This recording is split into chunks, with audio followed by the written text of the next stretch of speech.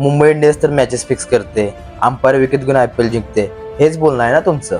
पण इंडियन क्रिकेटसाठी जेवढं मुंबई इंडियन्सने केलं तेवढं ना कधी चेन्नई सुपर किंग्सने केलं ना कधी RCBने केलं. ते कसं सांगतो, नीट ऐका. जसप्रीत बुमराला इंडियन क्रिकेटमध्ये कोण घेऊन आलं होतं? ती मुंबई इंडियन्सची स्काउटिंग टीम, ज्यांनी बुमराला 2013च्या सईद अली मुस्तक ट्रॉफी मध्ये स्पॉट केलं होतं. मग त्याला IPL 2013ला डेब्यू दिला. मग त्याने 2016 मध्ये इंडियासाठी डेब्यू केला आणि आज बुमरा वर्ल्डचा बेस्ट बॉलर आहे.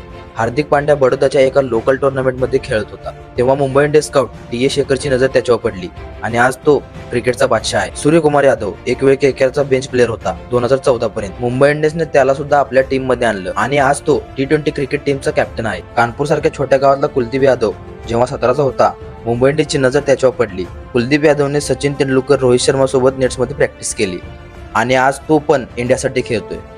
तिलक वर्माची बेस प्राइस 20 लाख होती 2022च्या IPL मध्ये. मुंबई इंडियन्सने त्याला सुद्धा 1,70,00,000 मध्ये घेतला आणि मग काय, आज तो मुंबई इंडियन्ससाठी आणि इंडियासाठी चांगली कामगिरी करतोय.